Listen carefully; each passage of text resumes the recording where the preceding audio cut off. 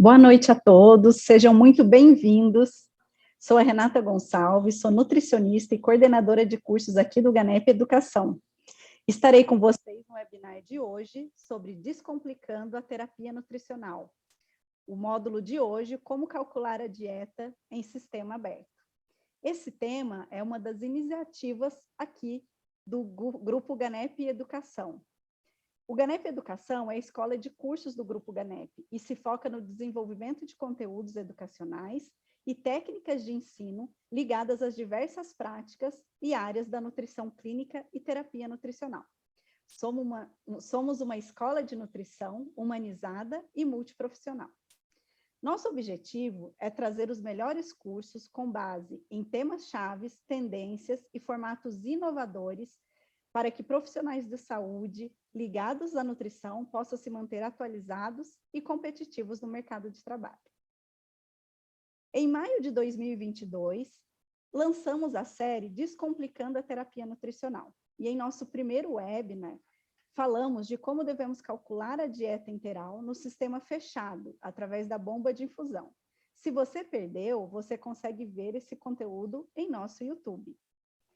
Para quem atua na área ou quer atuar, saberá que temos muitas diferenças entre o sistema aberto e fechado em terapia nutricional interal. Temas como esses, eles são detalhados em nossa especialização em nutrição clínica e hospitalar. Temos uma turma que vai iniciar agora, na próxima semana, dia 20 de agosto, no modelo presencial aqui em São Paulo. Mas também temos o modelo EAD, que iniciará em 19 de outubro. Esse curso de pós-graduação em nutrição clínica e hospitalar, ele foi estruturado para atender às necessidades de profissionais que buscam aprofundar seus conhecimentos na área da nutrição hospitalar e terapia nutricional. E no modelo presencial, temos um super diferencial. Temos a possibilidade de fazer o trabalho de campo aqui conosco em uma instituição hospitalar, acompanhado por nutricionistas e tutores. Vejam aqui, né, para vocês conhecerem um pouco da nossa prática, sempre com acompanhamento dos nutricionistas e tutores do GANEP Educação. Com o trabalho de campo, cada aluno ele pode vivenciar a rotina hospitalar e ter contato direto com os pacientes. Confira a seguir o que alguns dos nossos alunos dizem sobre esse curso. Nós temos aqui, então, alguns depoimentos, falando que a melhor pós em nutrição clínica e hospitalar, simplesmente os professores são os melhores, contribuirá muito para a minha área de atuação, o curso é excelente, estou gostando muito desse curso, fiquei surpresa com a qualidade das aulas, metodologia e os conteúdos. E hoje, nós estamos aqui para falar sobre a terapia nutricional interal. E para falar sobre um tema tão prático, temos a honra de ter conosco hoje a nutricionista e especialista no assunto, a Ana Carolina Vicedomini, a Carol, né, para nós aqui do GANEP Educação, é nutricionista, é mestranda pela Faculdade de Medicina da USP, especialista em terapia nutricional pela Braskem, tem especialização em terapia nutricional e nutrição clínica pelo GANEP Educação e também em cuidados intensivos, e é a coordenadora de inovação e novos negócios aqui do GANEP Educação e do NutriTotal. Quero lembrá-los que todos que permanecerem conosco nesse webinar hoje receberão um certificado por e-mail, em até 30 dias da data de hoje. Para receberem, pedimos que faça a solicitação pelo link que acabou de ser disponibilizado para vocês aqui no chat. Durante a aula, vocês podem enviar suas perguntas através do nosso chat localizado no seu vídeo. Para iniciar, então, eu passo a palavra para a Carol.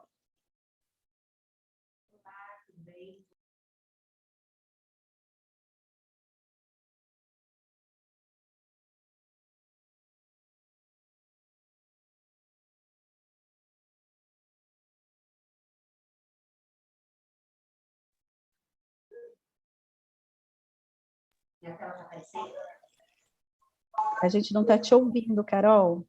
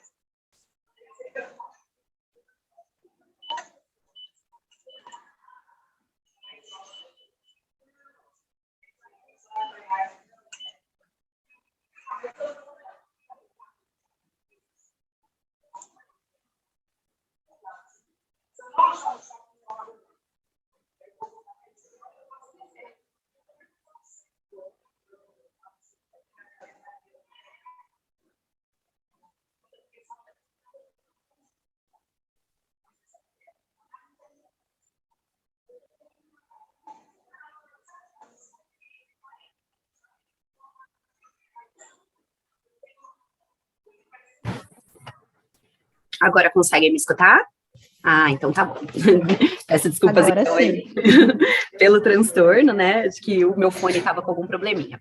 Bom, quero agradecer então a comissão organizadora pelo convite, agradecer a Renata aí como coordenadora pelo projeto, né? E pelo convite a participar essa noite.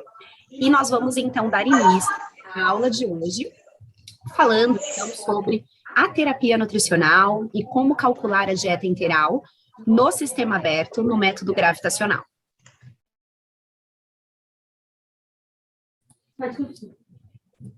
Vamos lá, então. Bom, antes de começar, pessoal, eu quero só me apresentar, né, para quem não me conhece, eu sou a Carol, nutricionista, sou mãe do Arthur, que tem 9 meses, e mãe de 3 pets, uma cachorrinha chamada Pandora e 2 gatinhos, a Minnie e o Mil. Eu sou nutricionista formada pela Anhembi Morumbi, e após a minha formação, eu fiz a pós-graduação no GANEP, então a pós-graduação em nutrição clínica. Também fiz a pós-graduação em terapia nutricional em cuidados intensivos e sou especialista em terapia nutricional interal e parenteral pela Braskem. As minhas escolhas em relação a esse tipo de formação profissional, ela veio muito de encontro com o meu desejo, que sempre foi, desde a época da faculdade, em atuar com terapia nutricional, em trabalhar com dieta integral. Então, meu sonho era trabalhar em hospital, meu sonho era conseguir trabalhar no dia a dia com os pacientes que tinham, né, esse tipo de dieta. Então, foi um sonho na época da faculdade que se reafirmou durante os estágios e que, a partir do momento que eu me formei, ou até, né, antes de me formar, eu trabalhei como estagiária também no Hospital Grande aqui de São Paulo, no Oswaldo Cruz, e me formei e consegui atuar aí já de início dentro da área clínica num hospital menor ali em Diadema e que só reafirmou todo o meu desejo. Depois disso também passei por um outro hospital, então passei pelo Grupo Santa Joana, trabalhei em paralelo em home care, então em 2 empresas de home care aqui em São Paulo durante quase 4 anos, e depois eu fui estudar um pouco mais, né, fazer mestrado aí com o Dr. Dan, na Faculdade de Medicina da USP, onde houve a oportunidade de vir por GANEP, ser tutora dos alunos nas práticas clínicas hospitalares e também de consultório. E aí, dentro da tutoria, né, eu fiquei quase 4 anos, além da tutoria com os alunos lá dentro do hospital, no dia a dia, ali, avaliando os pacientes, fazendo todo o acompanhamento dos pacientes com terapia nutricional enteral, parenteral, nós também tínhamos aí, né, atuação dentro do EAD. Eu também sou colunista no NutriTotal Pro e também no Para Todos, e hoje eu assumi uma nova posição, né, depois que eu tive meu bebê, voltei da licença maternidade, trabalhando com novos negócios e inovação, tanto do GANEP Educação quanto do NutriTotal. E também sou aí uma das docentes da pós-graduação de terapia nutricional do GANEP. Então, um pouquinho do meu currículo, para quem quiser conhecer um pouco mais, eu deixo aqui meu QR Code para que vocês possam me seguir também no LinkedIn. Com vocês hoje, um dos meus objetivos é discutir um caso clínico e falar sobre a prescrição nutricional desse paciente, acompanhamento, para que a gente possa aprofundar no sistema aberto intermitente. Então, nós vamos falar de como calcular calorias, proteínas, a água também no sistema aberto de dieta, mas também vamos falar sobre avaliação nutricional, porque a gente sabe que para que nós possamos fazer uma prescrição correta e adequada, a gente parte da avaliação nutricional dos pacientes.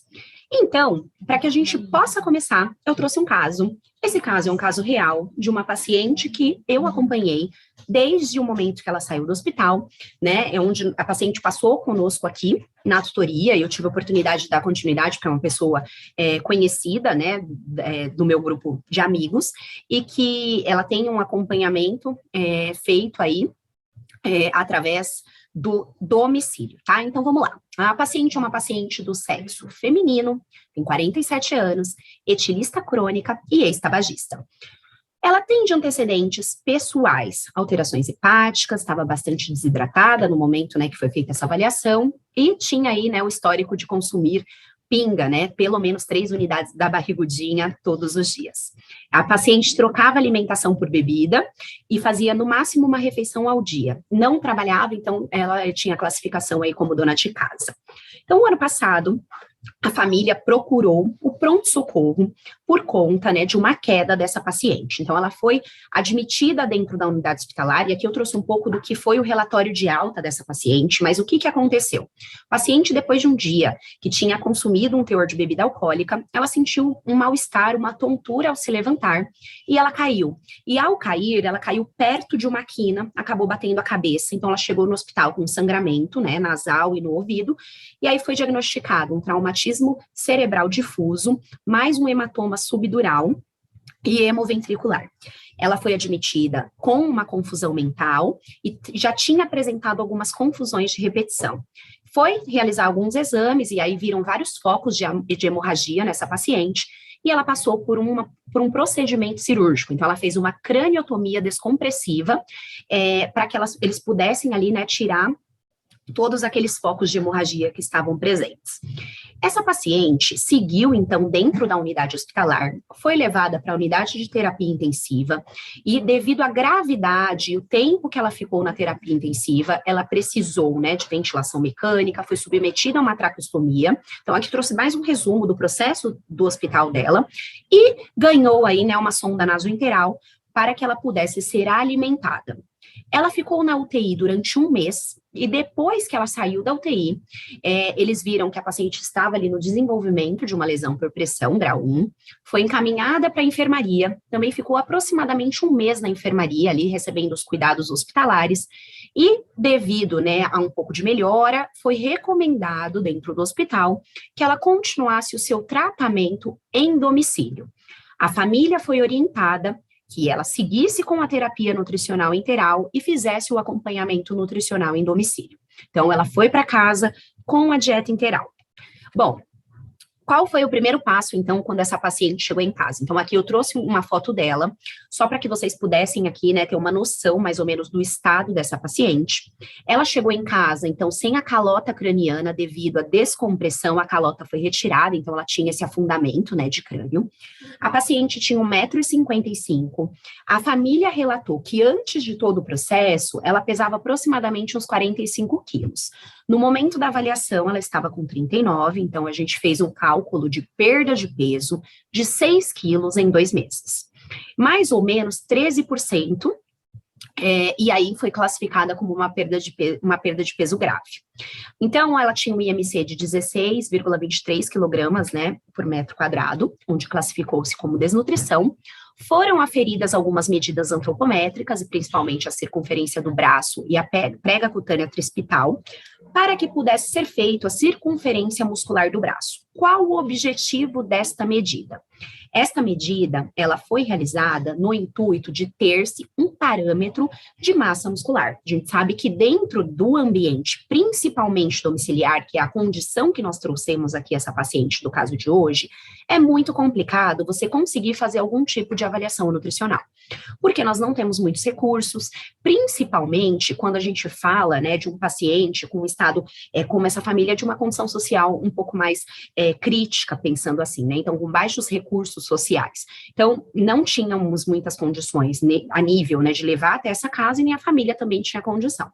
Então, a circunferência muscular do braço veio no intuito disso, de trazer alguma medida factível para que a gente pudesse, ali, de forma subjetiva, avaliar a massa muscular dessa paciente. A gente sabe que é subjetiva porque nós estamos falando ali de um tecido, né? Quando a gente fala da circunferência do braço, tem osso, tem pele, tem gordura, então é uma medida subjetiva, mas que nos deu ali um parâmetro, né? Onde nós avaliamos, então, que, apesar de tudo isso, também tinha uma desnutrição. E na ocasião, como ela tinha uma fisioterapia, nós conseguimos também avaliar a força muscular do braço, porque o fisioterapeuta tinha um equipamentozinho, então, para fazer essa avaliação, e aí ela conseguiu ali apertar, né, 7 quilos, então classificamos, segundo o consenso europeu, como uma baixa força.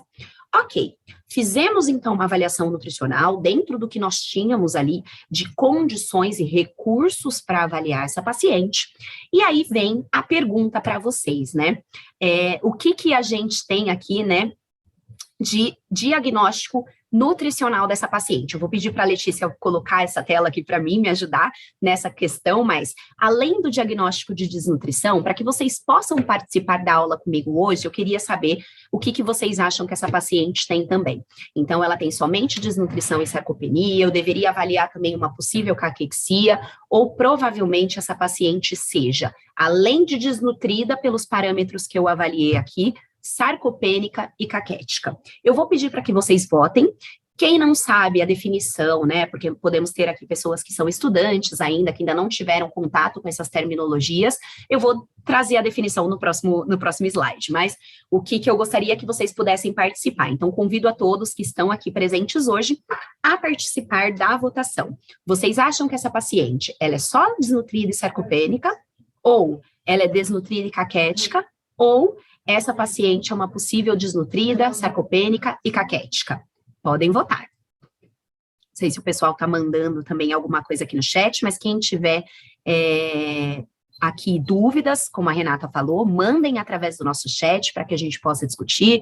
Quem tiver opiniões aí em relação a essa paciente também. Então, hoje o intuito mesmo é que a gente faça, né, uma discussão bem legal desse caso. Pessoal, então já pode votar, já pode participar, e aí eu vou dar um tempinho aí para que a gente possa encerrar essa enquete, quando a maioria, né, já estiver participando aí dessa votação. Lembrando, então, que quando a gente fala, né, de um paciente que está fazendo, nós vamos fazer a avaliação nutricional, ela é crucial para qualquer prescrição nutricional. Então, eu preciso fazer a avaliação nutricional do meu paciente para que eu possa fazer uma prescrição que seja efetiva. Não tem como eu pular etapas, não tem como eu já ir para a prescrição nutricional, não tem como eu ir direto para como calcular a dieta antes de entender o diagnóstico do meu paciente. Então, é por isso que a gente trouxe isso aqui, para que a gente possa, de fato, entender qual é o diagnóstico e aí fazer a melhor prescrição. Bom, acho que a maioria já votou, né? A gente vai dar continuidade, então. Ô, Carol, além da votação, tem uma pergunta aqui da Francile, perguntando se pode ter presença de edema devido à ingestão alcoólica. Sim, a gente consegue até observar, né? No começo, sim, lá na parte da internação dessa paciente, muito provavelmente sim. Aqui a gente está falando de uma paciente que já saiu do hospital, mas que com certeza existe um residual de edema nessa paciente, porque ela ficou internada na UTI, a gente sabe o volume que esses pacientes recebem dentro de uma unidade de terapia intensiva. Esses pacientes, né, normalmente vão receber soro, drogas como ela, sedação. Então, todo esse processo, ele vai fazer com que o corpo normalmente retenha muitos líquidos, sim. Tanto que a gente vai até falar sobre isso, Rê, numa próxima webinar que nós vamos fazer, né, em breve, que é falando um pouco da relação da terapia nutricional e da avaliação nutricional com essas condições de tratamento na unidade de terapia intensiva, que é um dos parâmetros que normalmente a gente avalia a questão da retenção hídrica. Além, então, do fato do alcoolismo, que ela já tem isso de um histórico, né, muito antigo, esse processo de internação com certeza fez com que essa paciente tivesse um pouco mais de edema, sim.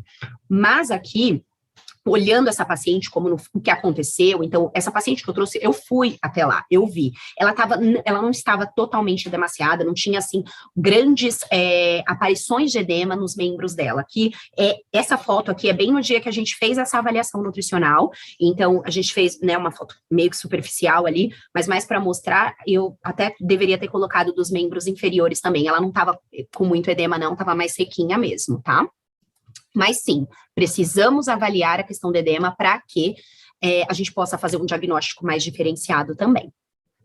Bom, eu vou compartilhar os resultados aqui do pessoal que votou, e aí a maioria disse que essa paciente provavelmente desnutrida, sarcopênica e caquética. Bom, por que esse pessoal falou isso? Vamos entender? A resposta está correta? Sim, é isso mesmo, é muito provável.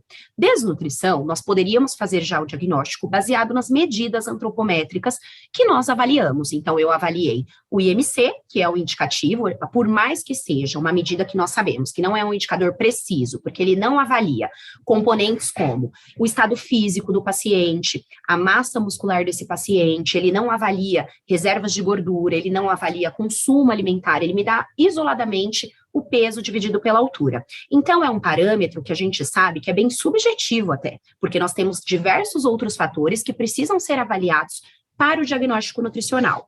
Mas ele por si só já me deu uma desnutrição. O que eu vou avaliar também? Eu avalio a história clínica dessa paciente, o histórico alcoólico e tudo que eu trouxe para vocês de forma bem resumida, mas era uma paciente que não se alimentava, então provavelmente uma desnutrição proteico-energética já deveria ser instalada, né, no organismo dela.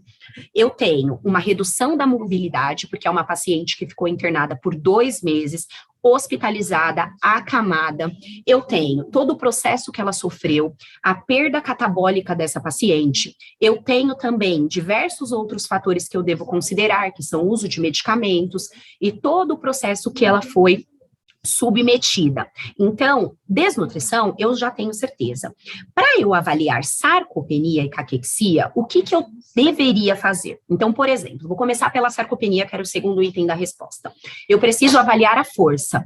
E eu tive ali uma avaliação de força. Quando eu fiz uma avaliação de força muscular, eu já vi que essa paciente, muito provável ela é sarcopênica. Por quê? Porque ela deu baixa força. E aí, isso já é um indicativo para que eu possa passar para a segunda etapa, que é avaliar a massa muscular. Para fazer a avaliação de massa muscular, se eu for seguir o consenso europeu, que nos diz que eu posso avaliar através de uma bioimpedância, de uma tomografia, de um exame de ressonância magnética, ou até mesmo do DEXA, né, que é o padrão ouro, eu teria que fazer a confirmação através desses métodos. Dentro da prática clínica, esses métodos ali, e até pela condição que eu estava, métodos muito onerosos. Então, aqui, o que eu posso dizer? Que ela é muito provavelmente sarcopênica. Então, eu digo que ela é uma provável sarcopênica. Por quê? Porque eu acredito sim, baseado no diagnóstico, baseado na história clínica dela e baseado no que eu estou vendo ali. Eu vou fazer um diagnóstico muito mais clínico, visual e relacionado à história dela. E eu também poderia avaliar a função muscular. A gente sabe que essa paciente perdeu função pelo tempo que ela ficou hospitalizada, ela tinha, sim, dificuldade de se levantar, ela precisava de ajuda para ir ao banheiro, ela não conseguia firmar as pernas sozinha, então também tinha perda de função. Mas e a caquexia? Bom, a caquexia, o que acontece? Eu vou ter que avaliar o quê? A caquexia é uma síndrome multifatorial, bastante complexa, mas que está relacionada à perda de massa muscular, né? E tendo ou não perda de tecido adiposo, e que é muito resistente à terapia nutricional convencional. Então, nesse contexto, eu também acredito que essa paciente é uma possível sarcopênica. Então, possivelmente, além de desnutrida, ela é sarcopênica e tem caquexia. Baseado nisso, nesse diagnóstico que eu tenho dessa paciente atualmente, eu vou definir as minhas metas nutricionais. Então, após a avaliação nutricional, o meu diagnóstico nutricional, eu vou determinar as necessidades nutricionais dela. Estou falando do quê? De calorias. Neste caso, nós trabalhamos aqui com 35 calorias por quilograma de peso, então pegamos as referências, né, da Braskem para pacientes em condições clínicas, tanto hospitalizados, mas também com o objetivo de recuperação do estado nutricional dessa paciente, e também mantivemos muito a prescrição que ela saiu do hospital durante a sua orientação de alta. Neste contexto, nós estamos falando de 1.365 calorias. Proteínas, nós começamos a trabalhar com 1,3 gramas por quilograma de peso. Por quê? No hospital, essa paciente estava recebendo 1,2. Como no momento da visita nós não tínhamos ainda nenhum histórico, né, ali, nós não tínhamos o histórico de exame, somente o resuminho que o hospital mandou, mas o médico da família ainda ia passar, a gente então optou por trabalhar com 1,3 gramas por quilograma de peso dia, que ficou em torno de 50,7 e já caracteriza uma oferta hiperproteica. Nos exames realizados no hospital, a função renal estava normal, então a gente estava ali acompanhando e começamos com 1,3. Vocês poderiam me perguntar, Carol, eu já não poderia começar direto com 1,5? Sim, dependendo do quadro clínico da paciente em relação à função renal. Por quê? Porque diagnóstico de desnutrição, provável sarcopenia e muito provável caquexia, ela já tinha. Mas existe outro contexto também que eu quero trazer aqui. A gente, além, né, de começar com uma oferta de 1.3, que já é hiperproteica, a gente tinha muita dieta que ela utilizar. Então, a paciente recebeu dieta através de doação, né, até conseguir que o SUS oferecesse essa dieta, e a dieta, o perfil que a dieta tinha, a gente não conseguiria alcançar muito mais que isso. Então, a gente iniciou, a família não tinha condições, né, de fazer nenhuma complementação no momento, então foi a nossa primeira opção. E a água, nós calculamos 30 ml por quilograma de peso, considerando que esta paciente é uma paciente adulta. Então, aqui foram as metas nutricionais determinadas. Então, determinamos as necessidades nutricionais da paciente. Qual foi o próximo passo? Então, a gente fazer os cálculos de como eu distribuiria essas necessidades nutricionais no dia da minha paciente. Então, ao escolher a dieta que nós tínhamos ali disponíveis para essa paciente era uma dieta 1.0 calorias e aí com uma composição de nutrientes adequada. Neste contexto, como é que eu calculei, então, qual seria a distribuição dessa dieta durante o dia, considerando o sistema aberto intermitente? A dieta dessa paciente era uma dieta em pó, para diluição. A diluição foi feita a 1.0, de acordo com a orientação do fabricante, e nós fizemos, então, a cada 1.000 ml, eu tenho 1.000 calorias, para alcançar as 1.365 calorias de dieta, eu deveria considerar, então, ofertar 1.365 ml ao dia. Então, peguei esses 1.365 ml de dieta e dividi por 6 vezes ao dia. Neste caso, o método gravitacional intermitente, nós poderíamos dividir em 4, 5, 6 ou até 7 vezes ao dia o volume total de dieta desta paciente.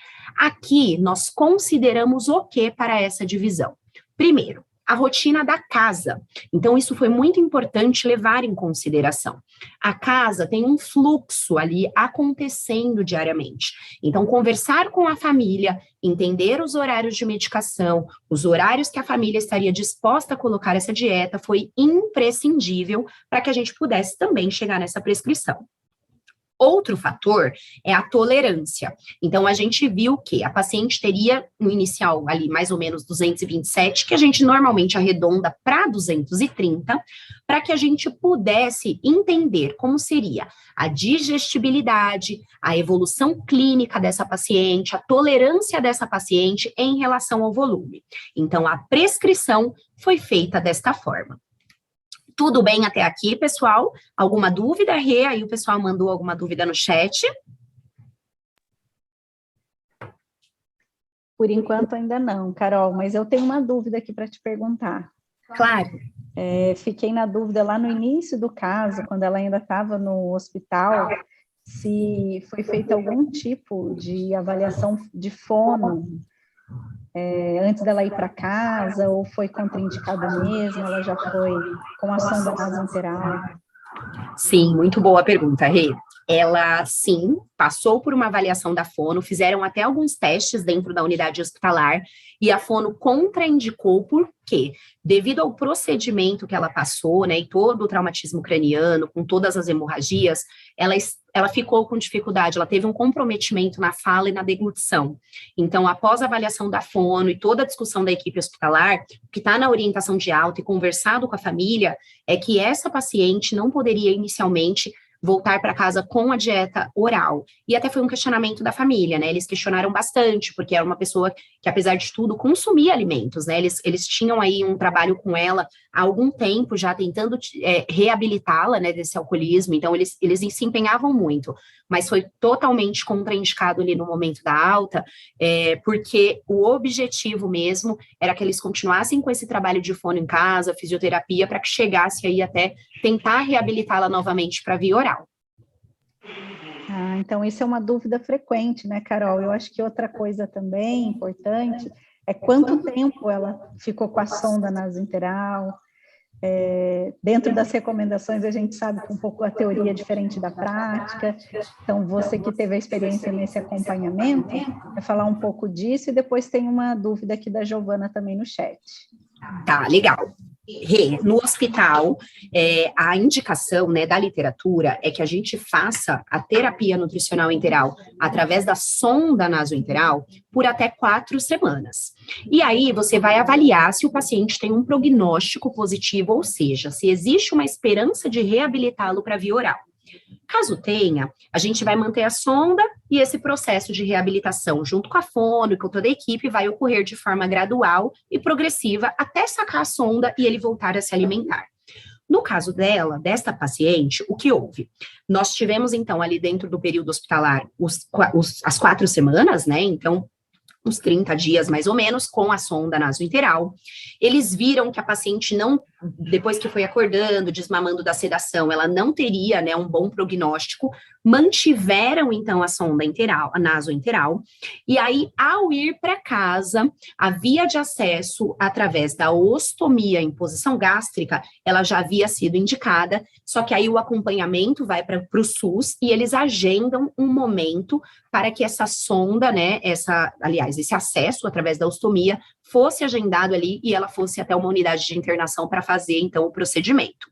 Mas, quando eu cheguei já no acompanhamento com ela já estava com a ostomia, então foi bem rápido. E isso por quê? Porque a pretensão, né, de utilização da terapia nutricional, ela excedeu as 4 semanas, de acordo com a literatura. Ótimo, Carol, esclarecido. E a Giovana aqui pergunta se a paciente está com baixo peso, os cálculos das calorias, proteínas e água, a gente deve fazer pelo peso ideal? Uma dúvida frequente também. Legal, muito boa essa dúvida, Giovana. O que acontece na prática é que, quando a gente utiliza as recomendações das diretrizes, nós utilizamos o peso atual do paciente, tá? As recomendações, elas são feitas baseadas, então, no peso atual, com exceção dos pacientes obesos. Se a gente falar de obeso, a recomendação normalmente é pelo ideal, dependendo da faixa do IMC.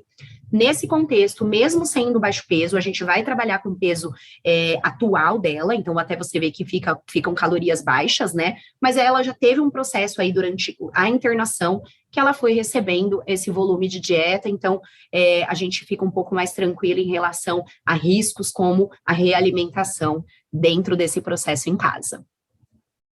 Tá? Bom, vou continuar então aqui. A gente fez a recomendação da terapia nutricional e aí eu dividi em horários. Foram 6 horários e aí, como eu falei para vocês, considerando a rotina da família, às 7, às 10, às 13, às 16, às 19 e às 21. Nossa, Carol, mas você pôs a dieta e deu intervalo de 3 horas? Sim, a gente deu um intervalo de 3 horas, apesar do volume ser pequeno. Por quê? Porque essa paciente, né, ela dependia muito das irmãs para que ela fosse cuidada. E aí a família tinha um revezamento em relação aos cuidados dela. Então, a gente optou por esse intervalo. Mas em quanto tempo essa dieta corre? Nesse volume de 230 ml, mais ou menos, a gente coloca para correr entre 40 minutos e 1 hora no máximo.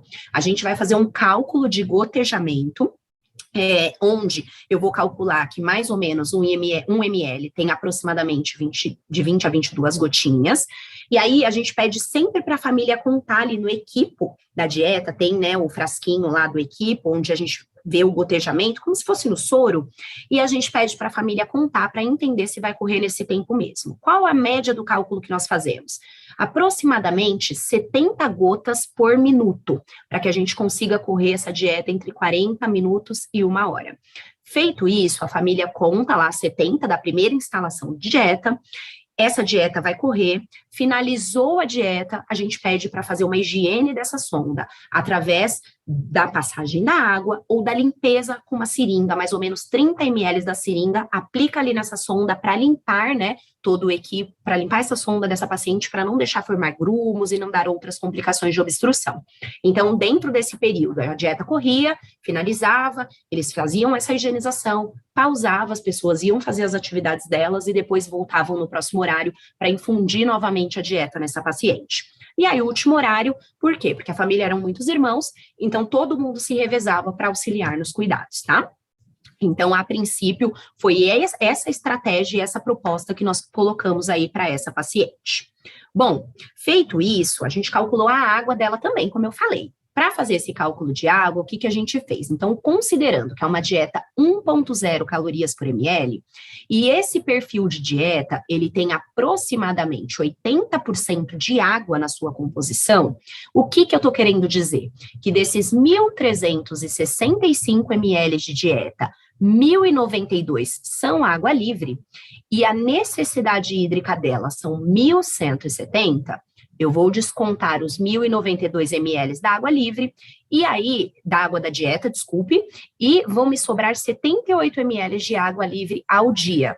Então, o que isso significa?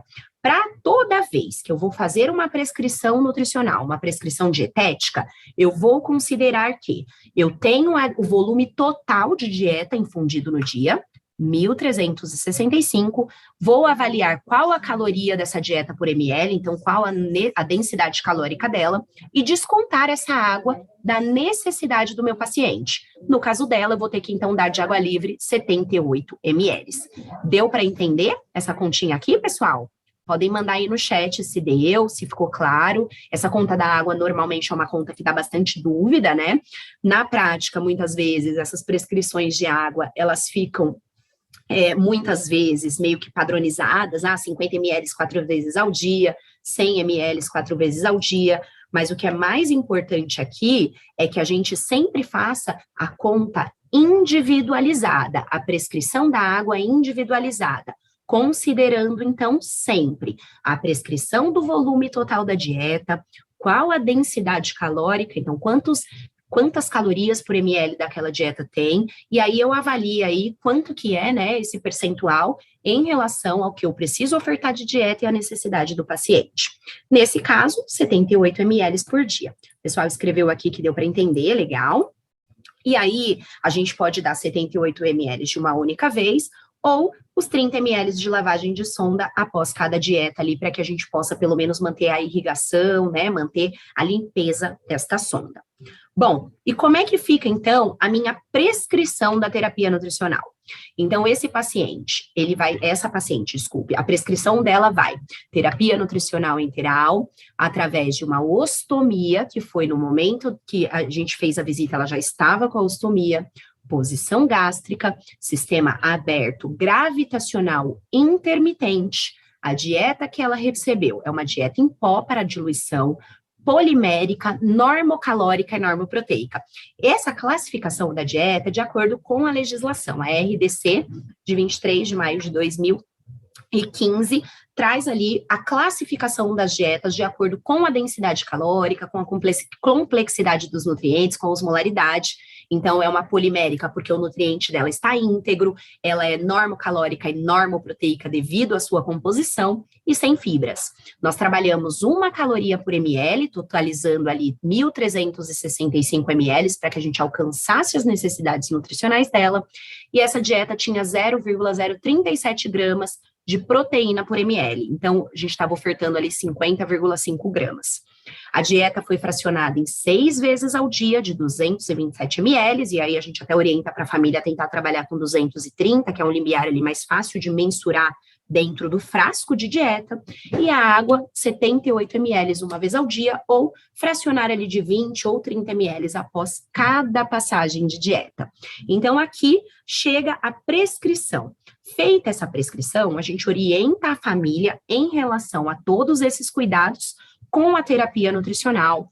De acordo com a prescrição, a gente vai orientar controle higiênico sanitário, a gente vai orientar como ele faz o fracionamento dessa dieta, os horários, a identificação, a higiene correta dos frascos e equipos, caso ela venha reaproveitar, e pensando numa família como essa, eles reaproveitavam, então a gente também faz esse tipo de orientação, né? E essa família ainda estava dependendo de doações, então, a cada mudança de dieta, eu pedi que eles entrassem em contato para que a gente pudesse recalcular, né, a prescrição nutricional. As visitas, normalmente, com pacientes com terapia nutricional integral, pensando em domicílio, elas acabam sendo um pouco mais espaçadas. Então, o nosso acordo foi que seriam feitas visitas ali mensais, né? Ou que elas fizessem ali contato conosco através de aplicativos de mensagem ou até através de ligações. Bom, Carol, tem uma pergunta aqui interessante da Laura, que é uma dúvida frequente também. qual a referência de porcentagem de água presente em dietas com outras densidades calóricas? Ela perguntou aqui de 1,2, 1,5 e 2 calorias por ml. Ótima pergunta. A gente tem referência para isso, sim. As referências são de 0,9 a 1,2 até aproximadamente 78% ali até 80%, desculpa, de 80 a 86, perdão, que é para lembrar a tabelinha de cabeça, dá um bugzinho. De 0,9 a 1,2 calorias por ml, a gente tem entre 80 e 86% de água. 1,5, ela está em torno de 80% de água. E dietas 2,0, elas estão em torno de 78% de água dentro da sua composição. É isso mesmo, Rê. Se você puder colocar aí no chat, eu agradeço, que aí fica fácil para eles poderem fixar, né? Então, a gente tem ali as recomendações de água de acordo com a caloria. Então, no caso dessa dieta, ali está entre 80% e 86%, 1,5 aproximadamente, a gente trabalha ali com 78 e 2,0, 78 a 80 e 2,0 mais ou menos 76% de água.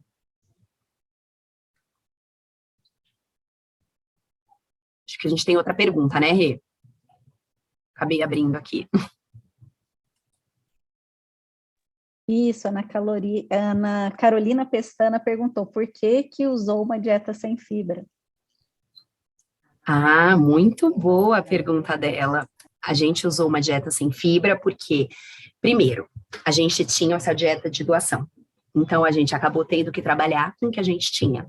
Ah, mas você acha que seria imprescindível a fibra nesse momento? Na verdade, para mim, a fibra, nesse momento, eu poderia complementá-la, eu poderia fazer, então, uma modulação dessa fibra, se eu achasse que é necessário, mas no momento, a gente conseguiu trabalhar com uma dieta sem fibras tranquilamente, tá, Ana Carolina? Então, não existe a necessidade crucial. Aí, quando a gente vai entender os medicamentos dela, a gente vai entender outras condições clínicas, né, e aí isso vai ser papo para uma outra aula que a gente vai trazer aqui, a gente vai avaliar novamente a necessidade dessa fibra, mas naquele momento, a fibra, ela não era um fator crucial. A gente poderia, de repente, modular a fibra separadamente, tá? Não teria problema. Rê, eu acho que tem uma mensagem da Patrícia Lopes um pouquinho acima da sua resposta das calorias. Se você quiser, eu leio aqui. Perguntando se eu deixar para oferecer os 30 ml de água na forma de lavagem de sonda, vão dar um volume de água superior aos 78. Essa diferença para mais não tem problema, né? Foi a pergunta dela. Legal. Existe, né, a possibilidade aí da gente ter um volume maior. Então, eu estou falando de pelo menos 100 ml a mais. Não teria problema desde que você acompanhasse, tá? Então, a gente sempre faz a lavagem com flushes de seringa, isso já é contabilizado dentro da dieta. Aqui eu tô falando de 100 ml, então isso foi feito, tá?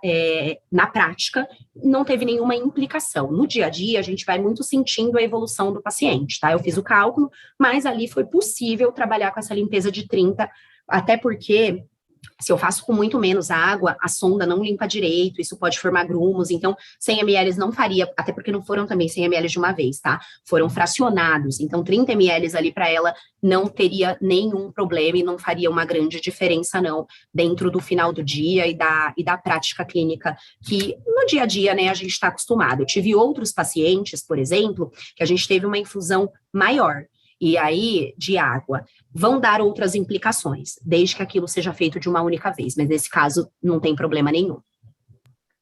Legal, né, Carol? A gente sempre usa aquele mesmo jargão, né? Cada paciente é um paciente, mas é importante que, se ele não tem nenhuma restrição hídrica, é o que você falou mesmo, a gente não precisa se preocupar, porque precisa ter o mínimo ali para limpeza, né? Então, isso é importante também, ver as doenças associadas, né, de cada um. Exatamente, você levantou um ponto super importante. Eu não estou falando de um paciente, por exemplo, que tem uma insuficiência cardíaca, uma insuficiência renal. Já não poderia fazer isso. Ele não está dentro da UTI no momento, onde a gente também tem um pouco mais de dedos e cuidados com a questão do volume hídrico infundido. Nesse caso, uma paciente que está em domicílio, uma paciente que a gente sabe precisa hidratar mesmo, apesar da dieta, né, já ter um volume bom de água, a gente tem que ficar atento. Tem uma questão também bastante importante, que nesse caso, a gente está falando de uma paciente que começou a acompanhar 1 ano atrás, né, então foi bem no inverno, mas se a gente está falando de verão, onde a gente tem perdas, como sudorese, talvez a gente tenha até que reforçar um pouquinho esse volume hídrico ofertado. Então, aqui foi super tranquilo, em relação a essa oferta, né, de 100 ml a mais ao dia, não teve nenhuma implicação para ela.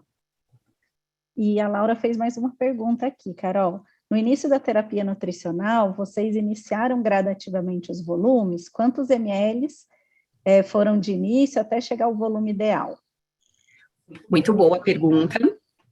Então, Laura, o que acontece? A gente tem, né, normalmente, quando inicia, assim, a terapia nutricional, se eu estivesse falando do momento inicial da terapia nutricional, eu trabalharia com uma meta muito menor. Então, normalmente, a gente vai trabalhar com uma oferta ali em torno de 45%, 50%, dependendo da tolerância desse paciente. Então, eu digo 45%, 50% do volume total, e eu vou progredindo mais ou menos ali em até 3 dias até alcançar minha meta, ou de acordo com a aceitação desse paciente, né? Se tem a presença ou não de algum sintoma que me indique ali que eu não posso fazer isso. Neste caso, e aí é bem interessante essa pergunta, né? O que acontece? Acho que até a pergunta de baixo também, da Carolina, está bem relacionada a isso, né? Se eu comecei com volume trófico, já foi direto para o volume prescrito. Lembram-se que essa paciente veio do hospital já usando terapia nutricional. Então, todo esse processo de iniciar com um volume baixo e fazer a progressão e avaliar a aceitação, ele já foi feito no hospital. Aqui, a gente só teve que recalcular e mudar o sistema. No hospital, ela estava com o sistema fechado, em bomba de infusão, recebendo ml por hora em 24 horas. Neste contexto, casa, domicílio, ela passou para terapia nutricional em sistema aberto, intermitente. Então, é muito parecido com a nossa alimentação do dia. Eu faço café, faço almoço, jantar e os lanches intermediários. Então, eu não precisei fazer nenhuma oferta com volume trófico, porque ela já passou por esse processo de adaptação. Então, se eu começasse a terapia nutricional a nível domiciliar, a minha recomendação, se o paciente tiver condições clínicas, é 50%. Acho que tem uma pergunta aqui também, da Simone, que eu tinha visto aqui. Ela pergunta, né, se os pacientes idosos retornam do hospital bastante desidratados. Não seria a recomendação muito baixa, né, ou na experiência isso não acontece? Acho que essa é a pergunta. No caso dela, ela não é idosa, essa paciente, tá? Então, a gente trabalhou com 30 ml, os idosos podem ir de 30 a 35 também. O que precisa ser avaliado, normalmente o idoso nem isso não consome. Então, se a gente começa com 30, né, tentando ali alcançar e avaliar no dia a dia. Então, a gente vai avaliar nível de hidratação através da pele, coloração da urina e até mesmo pelos parâmetros bioquímicos. Então, a gente vai acompanhando, juntando todas essas informações para que a gente possa ter alguma justificativa para aumentar ou diminuir. Mas idoso, sim, precisamos ficar atentos. O caso dessa aqui, ela é adulta, então essa recomendação foi super tranquila, né? De ser feita aí dentro do contexto que a gente está. Bom, a Simone fez mais um comentário aqui, Carol. No hospital, os pacientes recebem infusão da dieta contínua, às vezes 70 ml hora, e em casa eu já posso passar na primeira aplicação 230 ml em 60 minutos? Boa pergunta, Simone. Em casa, a gente vai fazer o quê? Sim, a gente vai começar com a prescrição, porque normalmente a gente, dependendo do hospital e do protocolo que você trabalhar, a gente precisa fazer uma adaptação já a nível hospitalar. Então, eu já trabalhei em instituição que nós tínhamos os kits de dietas, com a dieta, com os frascos, e no último dia do paciente, a gente já fazia esses testes dentro do hospital. O que você pode fazer é espaçar um pouco mais, se isso não acontecer no seu hospital, e já for direto para casa nessa recomendação, é espaçar um pouquinho mais o tempo de infusão. Ao invés de fazer 230 e 60 minutos, você vai prorrogar para 1h30. Então, você vai contabilizar ali, ao invés de 70 gotas por minuto, 40 gotas por minuto para começar, e aí você vai sentir como vai ser a evolução desse paciente. Então, o primeiro dia você trabalha 40 gotas por minuto e depois você evolui essa dieta, né, para que, se ela tolerou bem, se não teve nenhuma distensão abdominal, se não provocou empachamento. Então, tudo isso é bastante acompanhamento. No caso da minha, a gente já entrou mesmo com esses 230 ml ela tolerou super bem. Ela tolerou super bem e a gente conseguiu. Na minha experiência de home care, os pacientes já, no dia que chegam em casa, já inicia com essas prescrições aí para correr em 1 hora e 1 hora e meia, e aí a gente tem que avaliar, como a Rê falou, caso a caso, né? Eu vou avaliar se o meu paciente tem alguma questão, por exemplo, é diabético, a dieta tem fibras, porque se tiver, a dieta vai permanecer mais tempo dentro do trato gastrointestinal, por exemplo, no estômago, vai demorar mais tempo para ser digerida. Então, eu preciso também levar isso em consideração. É um idoso, tá acamado, tudo isso, porque o esvaziamento gástrico pode ser mais lento, e aí é melhor que ocorra a dieta em mais tempo mesmo, tá?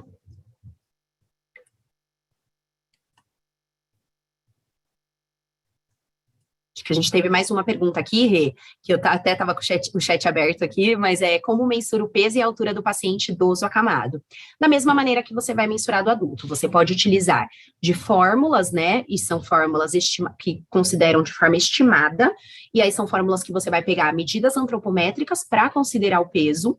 Então, a gente tem, né, então a fórmula que você vai pegar a prega cutânea trispital, a altura do joelho, e vai calcular ali, né, esses dados do paciente, ou você vai trabalhar com o peso habitual, o último peso que ele saiu do hospital, ou, como em muitos casos eu já fiz no home care, principalmente, a gente tem, né, fisioterapeutas, tem a balança, sobe a pessoa, pega o paciente no colo e a gente tenta pesar. Não é fácil, é muito pesado, né, tem que ser uma pessoa com bastante experiência, eu não recomendo fazer isso sozinha, então talvez tenha que ser um fisioterapeuta, né, grande, forte para conseguir levantar, mas em alguns casos a gente fez dessa forma para tentar trabalhar com o peso mais real possível. Se não tem, é o peso estimado. Se você achar que esse peso estimado está muito fora de forma visual ali, porque você está acompanhando esse paciente, a gente faz então o peso habitual desse paciente. E a Beatriz, ela pegou a primeira pergunta e complementou aqui, se utiliza a fórmula de Schunleia para peso e altura. Sim, a gente utiliza também, mas é estimado, né? A mesma coisa que eu falei, então a gente vai fazer, então, estimativa de peso, né? E aí, tudo vai depender, né, do que a gente vai ter ali de avaliação visual desse paciente.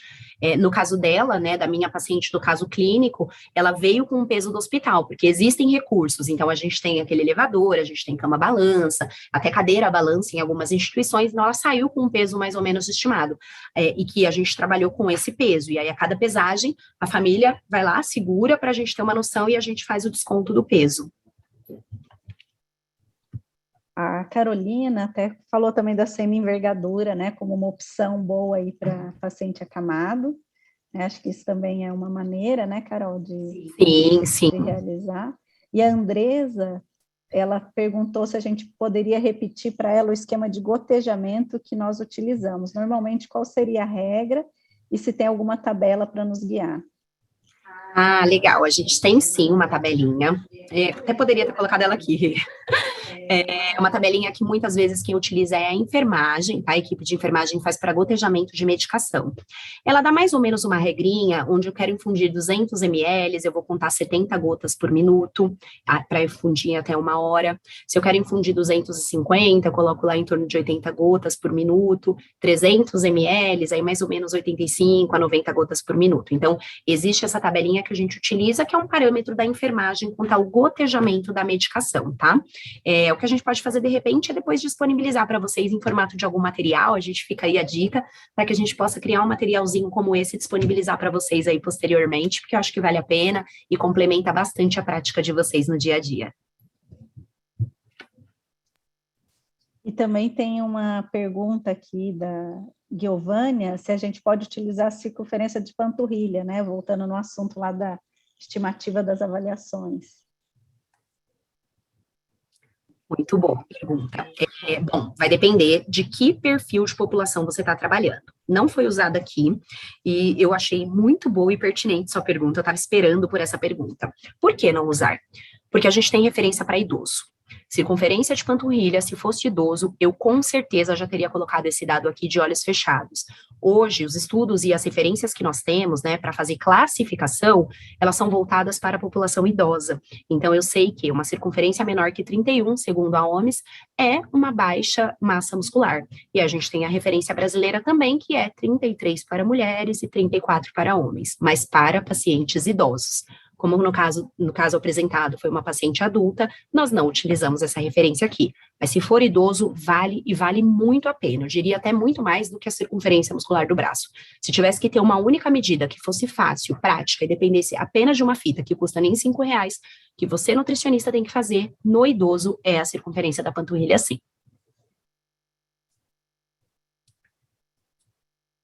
Bom, então, gente, para que a gente possa aqui, né, continuar, a minha prescrição foi feita e esse caso, né, então, começou aí no acompanhamento. Eu trouxe para vocês aqui, então, uma dica dos próximos episódios, onde nós vamos continuar a falar desta paciente. Essa é a paciente em questão. Alguns eu diria jogo dos 7 erros aqui, mas eu coloco 2 a princípio. Primeiro deles, prescrevemos 227 ml para colocar 230. Na segunda visita que foi feita, me deparei na casa com este volume de dieta aqui sendo infundido na paciente. Então, sistema intermitente, check, 80 centímetros do ombro, check, mas a hora que a gente vai ver o volume de dieta, o frasco estava cheio. Se vocês se lembram, eu falei que era uma família que tinha alguns irmãos e cada um era responsável por determinados horários, eles fizeram escalas. Então, para minimizar o trabalho, isso aqui aconteceu. E aí, nos próximos episódios, eu vou contar para vocês quais foram os desfechos decorrentes aqui deste tipo de infusão. E outro fator que aconteceu, falei que a paciente estava com ostomia, posição gástrica, tudo certo. A paciente fica muito agitada e ela começou a sentir bastante dor aqui na região. Então, a gente também vai falar desse tipo aqui de complicação, que é uma complicação mecânica da terapia nutricional enteral. Mas isso é papo para um outro episódio. Então, acompanha a gente, né, Rê, que com certeza a gente vai contar os desfechos aí desse caso. E aqui eu quero agradecer a minha família. Muito obrigada por todos terem participado. E aí, não sei se tem mais alguma dúvida, mas eu me coloco aqui à disposição. Família linda, já acabaram de colocar aqui o link novamente do certificado. Parabéns, Carol, pela brilhante aula, né? Sempre muito gostoso aqui para a gente discutir um caso, discutir a experiência, né? Falar um pouquinho do que cada um pode usar, né? As pessoas trazem bastante o que usam na sua prática, as dúvidas frequentes que a gente falou aqui, desde a avaliação nutricional, gotejamento, densidade calórica, né? Que foram as coisas que nós conversamos. E o que é importante agora falar, né, para vocês aqui, se vocês entendem a importância desse tema, né, a Carol já colocou um spoiler aí do nosso próximo acompanhamento que a gente vai fazer, das complicações, né, dessa paciente. Então, se vocês gostam de temas como esse, né, além de participar com a gente dessa série, lembro que as inscrições para a nossa especialização, que está mostrando aí na tela para vocês, em nutrição clínica e hospitalar estão abertas. O curso vai iniciar na próxima semana, já no sábado, dia 20 de agosto, é um curso que acontece 2 sábados no mês, né, aqui no Espaço Ganep, em São Paulo, para quem mora aqui em São Paulo, e a gente vai aprender, né, além da terapia nutricional, avaliação nutricional, que está dentro do módulo de princípios da terapia, a gente também vai falar das fases da vida, na saúde e na doença, nos distúrbios nutricionais, nas insuficiências, então faz parte da carga horária desse curso, nas doenças gastrointestinais, em câncer, doenças neurológicas, na cirurgia, paciente crítico, que é uma dúvida frequente também, né, a gente fala, e tem o trabalho de campo supervisionado, né, que eu mostrei no início aqui na abertura, falando desse diferencial que é vocês observarem na prática, né, não ficar apenas na teoria. E, além disso, a gente tem estudos individuais supervisionados, com alguns cursos EAD, que complementam a carga horária desse curso. A gente tem um time de professor especialista, além da Carol, né, que também é nossa professora, que está dentro do curso, fala bastante de terapia nutricional. Nós temos os nossos diretores aqui do GANEP, o Dr. Dan Weitzberg, a doutora Maria de Lourdes, que com certeza vocês vão gostar muito. E uma notícia boa aqui para vocês, né, que ficaram aqui conosco até esse horário, né, eu vi muita gente aqui, Carol, querendo que fosse mais tempo, queria que falasse mais, né, isso que é a parte boa, quando tem esse gostinho de quero mais, é sinal que foi bom, né, então temos uma oportunidade única aqui para vocês, então está colocando aqui na tela agora esse QR Code, né, e também a Letícia vai colocar para vocês aí um link, né, que a matrícula do curso, a gente está oferecendo para vocês 30% de desconto, isso mesmo, 30%, basta entrar nesse link, né, ou colocar aqui no QR Code, que vocês vão conseguir, né, ter já esse desconto, e esse desconto é válido só até amanhã, então não percam até amanhã, às 11 horas da noite, né, vai ser possível aí fazer a sua inscrição e aproveitar. Caso precisem de alguma ajuda, pode nos chamar no chat, aqui ou falando aqui agora, né, nesse momento aqui final, ou chamar no chat que tem no curso, no site, desculpa, e quem conseguiu já acessar a página, pode colocar um eu aqui, que a gente sabe que deu certo, que vocês conseguiram entrar e ver as observações. E mais uma novidade, né, para quem aqui está participando hoje, já foi nosso aluno em algum curso, ou de atualização, ou mesmo de especialização, temos condições exclusivas para vocês, tá? Então, agradeço todos os presentes aqui por esse período tão rico de conhecimento, convido a todos a acessarem, né, nosso site, se continuarem nos seguindo nas redes sociais, que vem sempre novidades por aí, a gente vai continuar essa série, né, de Descomplicando Terapia Nutricional. Então, em nome do GANEP Educação, agradecemos a presença de vocês, boa noite e vamos aguardar vocês na próxima semana em nossa pós-graduação, hein, aqui em São Paulo. E não fiquem de fora, como eu disse, a série Descomplicando Cálculos vai continuar. Então, até lá, pessoal, um forte abraço. Obrigada, pessoal, obrigada a todos. O pessoal perguntou aqui o meu Instagram, e aí eu vou colocar aqui para o pessoal. Isso, coloque aí no chat. Posso colocar aqui no chat. Quero também, né? Que vai ter outras aulas como a Rita falou, então, obrigada pela participação de vocês. E aí, espero vocês, e acho que alguém perguntou, né, se tem alguma pós online, a Gi perguntou, nós temos sim, Gi, a Letícia colocou aí no chat para você a pós, né, que nós temos online, então vale super a pena, a gente tem um modelo bem legal de pós-graduação. Deixa eu colocar aqui para vocês o meu Instagram, vou te pegar uma colinha, eu esqueço do meu Instagram. Essa aula também vai ficar gravada, então depois, se vocês quiserem assistir, pode conferir lá de novo no YouTube. Se tiverem dúvidas, mandem para a gente vai com certeza aí esclarecer depois que assistir de novo. Então, acompanhem conosco, tá bom? Muito obrigada, viu, pessoal? Obrigada a todos, obrigada pela oportunidade. Imagina, Carol, sempre um prazer ter você aqui conosco. E lembrando, né, do certificado também, então precisa preencher, né, o link que foi colocado aqui, para vocês, para a gente ver quem estava ao vivo, para receber esse certificado em até 30 dias. Tá bom, pessoal? Obrigada, boa noite e até a próxima.